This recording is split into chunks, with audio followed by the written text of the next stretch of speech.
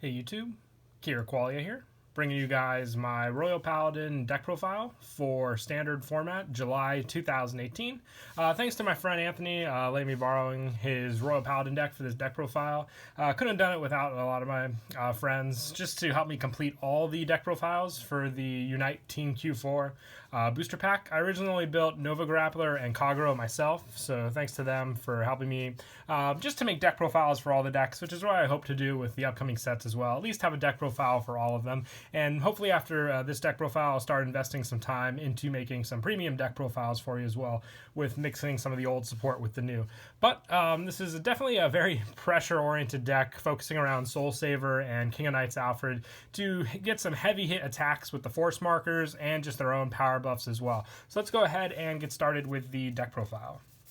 So for grade 3s, to start off, I run 4 Soul Saver Dragon. Now this is a very important card in your deck. It makes up so many of your plays. For a Soul Blast of 5, 6 of your units get plus 15 until the end of the turn.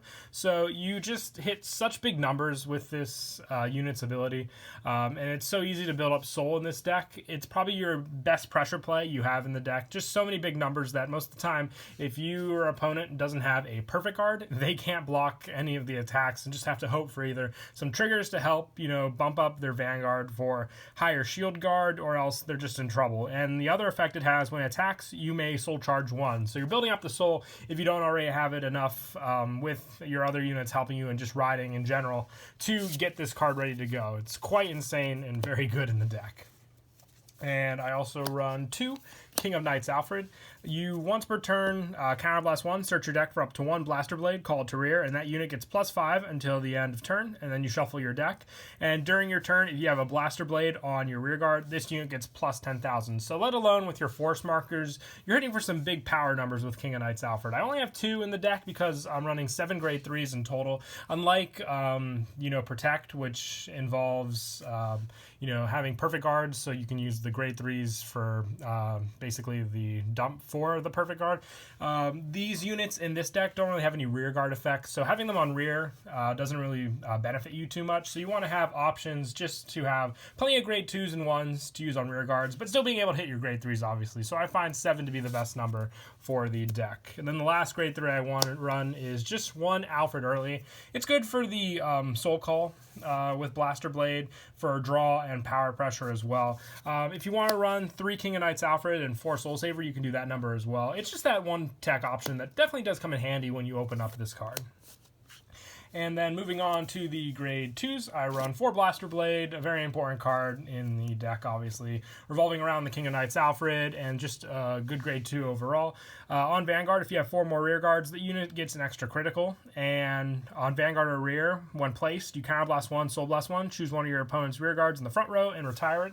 So if your opponent tries to early game push you, and you ride this card, retire that unit, and take care of it. Plus, if you call early game, and basically that your opponent's going to have to either guard this attack or risk it and then get a crit with 3 damage. It's just all around good pressure on Vanguard Circle as well. Plus, you can make the investment with other grade 2s to not have to call too much from your hand as well, with some of those units being High Dog Breeder Akane.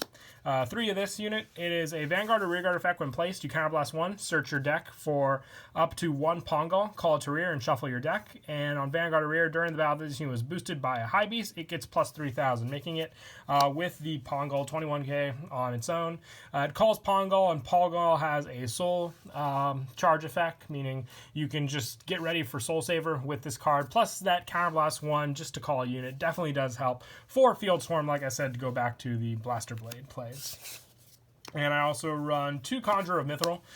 When placed from your hand, you counterblast 1, Soul Blast 1, search your deck for up to 1 grade 2 card, call it to rear, and shuffle your deck. Now with Mithril, you get Mithril, you use its effect to call Akane. Akane calls Pongal. You just built your field from 1 card alone, saving your hand, like I said, and getting once again ready for that Blaster Blade play off of 1 card. But it has to be placed from the hand, obviously, so remember that. And lastly, for the grade 2s, I run 3 Fungal.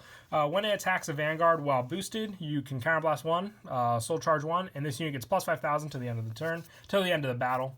My mistake. It's just good pressure overall with that basic soul charge power, once again helping with Soul Saver. You'll be at 5, and you might even, if you consistently get it off with Pongal's effect as well, have a second Soul Blast as well for even bigger numbers, because Soul Saver Soul Blast 5 effect is not once per turn. So if you have the 10 in Soul, and if you built up to that play, you can do it more than once, which is quite insane for the numbers, hitting huge.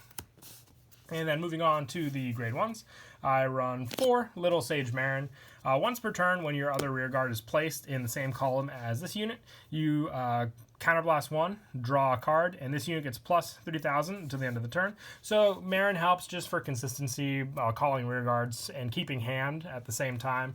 It definitely does help in the deck, just when your field is a very big requirement for a lot of your plays, that Marin comes in handy just for that draw and plus power for sure, when either it be boosting or attacking on its own.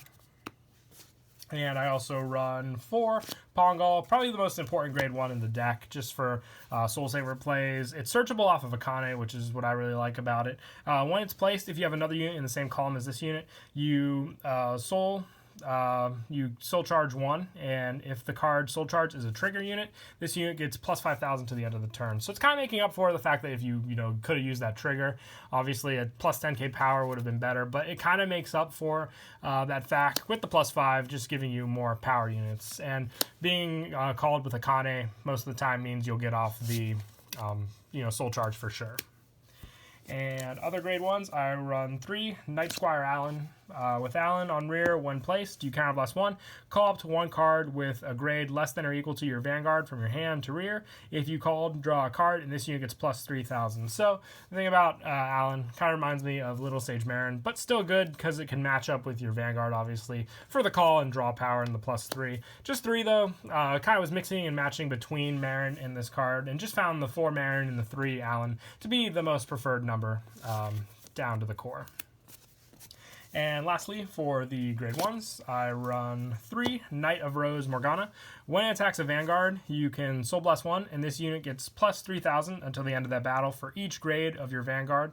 9,000 if grade 3. So, let alone, this card can hit 9,000 power boost when attacks a Vanguard just for a Soul Blast, and you're on grade 3, meaning with Soul Saver Dragons numbers alone, you can hit incredible numbers with just that boost. Plus, the Soul Blast 1 can come in handy if you don't want to go for the 2 excuse me, Soul Blast 5 effects of Soul Saver, and you'll have that extra soul if you made use of Pongal and your Fungal early game as well.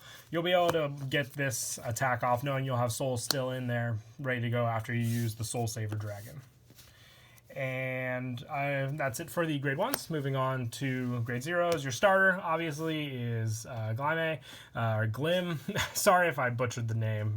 Honestly, Glyme, I believe, is the name. I'm not going to spend any more time on it. But the standard, when wrote upon, draw a card, like all the decks, 4 standard.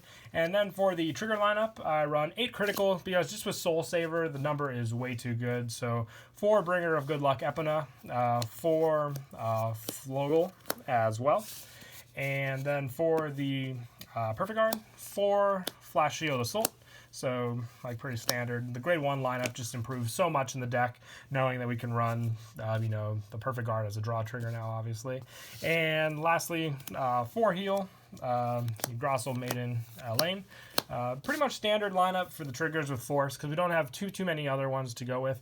I think I debated on, the 7 crit 5 draw, just to help some hand consistency. But with all the rear guards you call in the deck, with just 1 card alone, you can really save up the hand for some of your other plays. And plus Alfred as well, calling Blaster Blade, definitely does help for easy calls to rear and conservation of the hand. But yeah, that is it for the deck profile. I hope you all enjoyed the video. Once again, I'll probably be working on some future decks coming up involving premium. I know I want to get a Magus deck profile and a Perfect Riser deck profile out to you guys.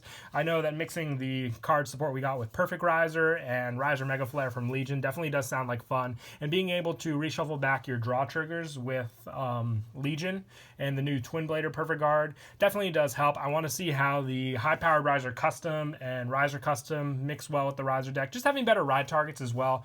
I think it's probably one of the most fun Legion decks you can build at the moment, along with, you know, Dragonic Overlord and its Legion counterparts. But more, I think that as a stride kind of build. Also with Magus, we have some of the Beggar Trader lineups to use. I definitely want to get some games out to you guys as well. But that's it for the final deck profile for standard format of Unite Team Q4. I hope you guys enjoyed the video. Once again, please don't forget to leave a like and subscribe. And until next time, Kira Qualia out.